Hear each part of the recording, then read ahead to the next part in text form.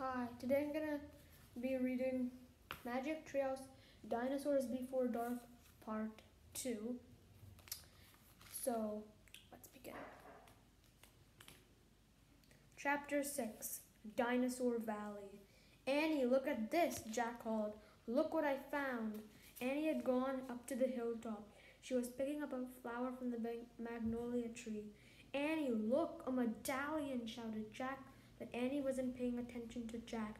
She was staring at something on the other side of the hill. Oh, wow, she said, clutching her magnolia flower. She took off down the hill. Annie, come back, Jack shouted. But Annie had disappeared. Oh, brother, Jack muttered. He stuffed the gold medallion into his jeans pocket. Then Jack heard Annie shriek. Annie, he said. Jack heard another sound as well, a deep bellowing sound like a tuba. Jack, come here, quick, Annie called. Jack raced up the hill. When he got to the top, he gasped. The valley below was filled with nests, big nests made out of mud. The nests were filled with tiny dinosaurs. Annie was crouching next to one of the nests. Towering over her was a gigantic duck-billed dinosaur. Don't panic, don't move, said Jack. He stepped slowly down the hill toward Annie. The huge dinosaur was waving her arms and making her tuba sound. And here's a picture. Jack stopped. He didn't want to get too close. He knelt on the ground. Okay, move toward me, slowly, he said. Annie started to stand up. Don't stand, crawl, said Jack. Clutching her flower, Annie crawled toward Jack. Still bellowing, the duck-billed dinosaur followed her. Annie froze. Keep going, Jack said. Annie started crawling again. Jack inched farther down the hill until he was just an arm's distance from Annie. He reached out and grabbed her hand. He pulled Annie toward him. Stay down, Jack said. He crouched next to her. Bow your head. Bow your head. Pretend to chew. Chew, said Annie. Yes, said Jack. I read that's what you do if a mean dog comes at you. She's no dog, Jack, said Annie. Just chew, said Jack. Jack and Annie both bowed their heads and pretended to chew. Soon the dinosaur grew quiet. Jack looked up. I don't think she's mad anymore. He said, You saved me, said Annie. Thanks. You have to use your brain, Annie, said Jack. You can't just go running to a nest of babies. There's always a mother nearby. Annie stood up. Annie, don't, said Jack. Too late. Annie held out her magnolia flower to the dinosaur. I'm sorry I made you worry about your babies, she said. The dinosaur moved closer to Annie. She grabbed the flower from her hand. She reached for another. No more, said Annie. The dinosaur let out a sad tuba sound. But there are more flowers up there, Annie said. She pointed to the top of the hill. I'll get you some. Annie hurried up the hill. The dinosaur waddled after her. Jack quickly looked at the dinosaur babies. Some were crawling out of their nests.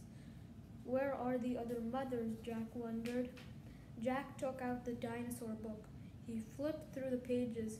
He found a picture of some duck-billed dinosaurs. He read the caption.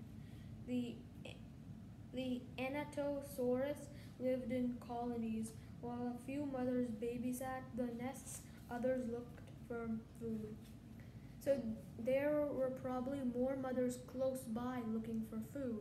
Hey, Jack, Annie called. Jack looked up. Annie was at the top of the hill feeding magnolia flowers to the giant Dinosaurs. Guess what? Annie said. She's nice too. Suddenly the Dinosaurs made her terrible tuba sound. and he crouched down and started to chew. The dinosaur charged down the hill. She seemed afraid of something. Jack put the book on top of his pack. He hurried to Annie. I wonder why she ran away, said Annie. We were starting to be friends. Jack looked around. What he saw in the distance almost made him faint. An enormous monster was coming across the plain. And here's a picture.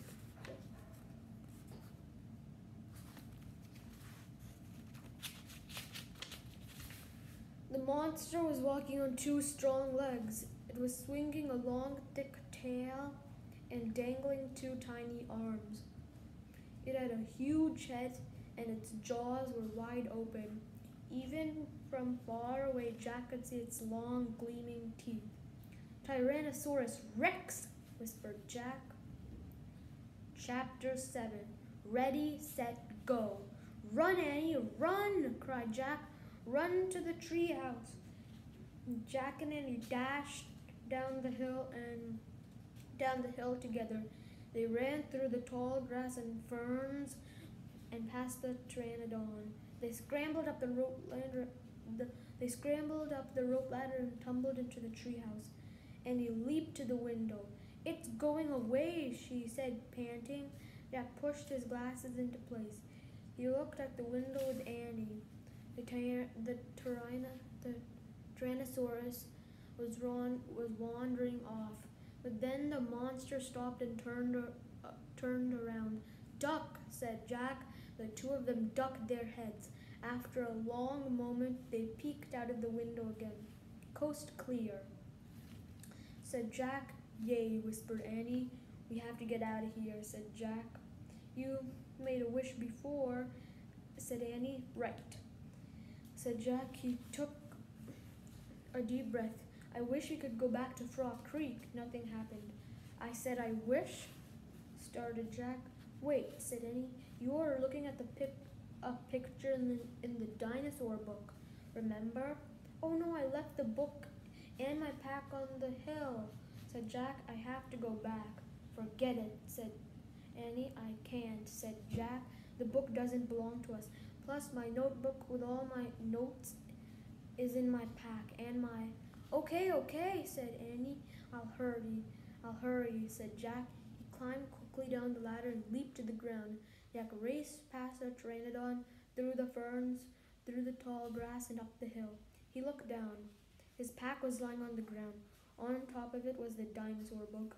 But now the valley below was filled with anatosauruses. They were all standing guard around the nests. Where had they been? Did fear of the Tyrannosaurus send them home?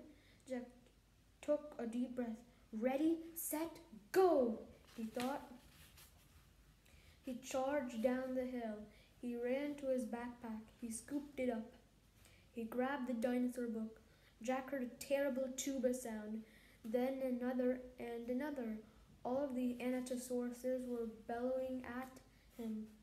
Jack took off. He raced up to the hilltop. He started down the hill. He stopped. The Tyrannosaurus Rex was back. It was standing between Jack and the treehouse. And here's a picture.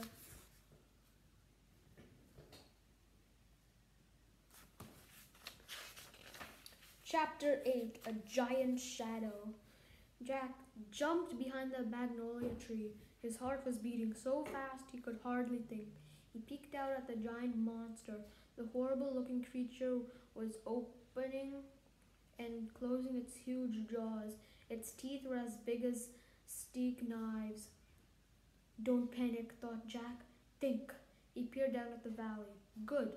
The duck-billed dinosaurs were sticking close to their nests. Jack looked back at the Tyrannosaurus. Good. The monster still didn't seem to know he was there. Don't panic. Think. Maybe there's information in the book. Jack opened the dinosaur book. He found Tyrannosaurus Rex. He read. Sorry, I was just... The Tyrannosaurus rex was one of the largest meat-eating land animals of all time. If it were alive today, it could eat a human in one bite. Great, thought Jack. The book was no help at all. Jack tried to think clearly. He couldn't hide on the other side of the hill. The Anatosauruses might stampede. He couldn't run to the treehouse. The Tyrannosaurus might run faster. Maybe he should just wait for the monster to leave. Jack peeked around the tree. The Tyrannosaurus had wandered closer to the hill. Something caught Jack's eye. Annie was coming down the rope ladder. And here's a picture. Is she nuts? What is she doing? Jack wondered. Jack watched Annie hop off the ladder. Annie hurried over to the Pteranodon. She was talking to him. She was flapping her arms. She pointed at Jack, at the sky, at the treehouse. She is nuts, Jack thought. Go back up in the tree. Jack whispered, go. Jack heard a roar. The Tyrannosaurus Rex was looking in his direction. Jack hit the ground. The Tyrannosaurus Rex was coming toward the hill. Jack felt the ground shaking. What should I do? Jack wondered. Should I run, crawl back into Dinosaur Valley, climb the magnolia tree? Suddenly, a giant shadow covered Jack. He looked up. The Pteranodon was gliding overhead. The giant creature sailed toward the top of the hill. He was heading toward Jack. Chapter 9. The Amazing Ride. The Pteranodon coasted down to the ground. He stared at Jack. Oh yeah, I forgot to show you this picture. He stared at Jack with his bright, alert eyes. What was Jack supposed to do? Climb on? But I'm too heavy, thought Jack. Jack looked up at the Tyrannosaurus. It was starting up the hill. Its giant teeth were flashing in the sunlight. Okay, said Jack. Don't think. Just do it. Jack put his book in his pack. Then he climbed on the Pteranodon's back. He held on tightly. The creature moved forward. He spread his wings and lifted off the ground. Jack nearly fell off as they teetered this way and that. The Pteranodon steadied himself on and rose into the sky. Jack looked down. The Tyrannosaurus was staring at him and chomping in the air. The Pteranodon glided away. He sailed over the hilltop and over the valley. He circled above all the duck-billed dinosaurs and all the nests filled with babies. Then the Pteranodon soared out over the plain, over the Triceratops, was grazing in the high grass. Jack felt like a bird. The wind was rushing through his hair. The air smelled sweet and fresh. Jack whooped and laughed. He couldn't believe it. He was riding on the back of an ancient flying reptile. The Pteranodon sailed over the stream and over the ferns and bushes. Then he carried Jack down to the base of the oak tree. When they came to a stop, Jack slid off the creature's back and landed on the ground. The Pteranodon took off again and glided into the sky. Bye, Henry, called Jack. Jack, are you okay? Annie shouted from the treehouse. Jack pushed his glasses into place. He kept staring at the Pteranodon. Jack, Annie called. Jack looked up at Annie. He smiled. Thanks for saving my life, he said. That was really fun. Thank Henry, not me, said Annie. Come on, climb up. Jack tried to stand. His legs were wobbly. He felt a bit dizzy. Hurry, shouted Annie, it's coming. Jack looked around. The Tyrannosaurus was heading straight toward him. Jack bolted to the ladder. He started climbing. Hurry, hurry, screamed Annie. Jack reached the top and scrambled into the treehouse. It's coming toward the tree, Annie cried. The dinosaur slammed against the oak tree. The treehouse shook like a leaf in the wind. Jack and Annie tumbled into the books. Make a wish to go home, cried Annie. We need the book, the Pennsylvania book, said Jack. Where is it? They both searched madly around the treehouse. Found it, said Jack. He grabbed the book and flipped through the pages. He found the photograph of the Frog Creek woods. Jack pointed the picture of the book in the book. I wish we could go home, he said. The wind began to blow. Jack closed his eyes. He held on tightly to Annie. The treehouse started to spin. It spun faster and faster. Then everything was still. Absolutely still. Chapter 10, Home Before Dark. Jack heard a bird singing. He opened his eyes. He was still pointing at the picture of the Frog Creek woods. He peeked out the treehouse window. Outside, he saw the exact same view as the picture in the book. We're home, whispered Annie. The woods were lit with a golden late afternoon light. The sun was about to set. No time had passed since they'd left Frog Creek. Jack, Annie, a voice called from the distance. That's Mom, said Annie. Jack saw their mother far away. She was standing in front of their house. She looked tiny. Annie, Jack, she called. And here's a picture. Annie stuck her head out of the window and shouted, Coming! Jack still felt dazed. He just stared at Annie. What happened to us? He said, we took a trip in a magic treehouse, said Annie simply. But it's the same time as when we left, said Jack. Annie shrugged. How did it take us so far away, said Jack, and so long ago? You looked at the picture in the book and said you wished to go there, said Annie. And the magic treehouse took us there. But how, said Jack. And who built this magic treehouse? Who put all these books here? A magic person, I guess, said Annie. Oh, look, said Jack. I almost forgot about this. Jack reached into his pocket and pulled out the gold medallion. Someone lost this back there, he said, in Dinosaur Land. Look, there's the letter M on it. Annie's eyes got round. Do you think M stands for magic person? She asked. I don't know, said Jack. I just know that someone went to that place before us. Jack, Annie, their mom called again. Coming, Annie shouted again. Jack put the gold medallion back in his pocket. He pulled the dinosaur book out of his pack and put it with all the other books. And he and Annie took one last look around the treehouse. Goodbye, house, whispered Annie. Jack slung his backpack over his shoulders, and he started down the rope ladder. Jack followed. Seconds later, they hopped off the ground and started walking out of the woods. No one's gonna believe our story, said Jack, so let's not tell it to anyone, said Annie. Dad won't believe it, said Jack. He'll say it was a dream, said Annie. Mom won't believe it, said Jack. She'll say it was pretend. My teacher won't believe it, said Jack. She'll say you're nuts, said Annie. We'd better not tell anyone, said Jack. I already said that, said Annie.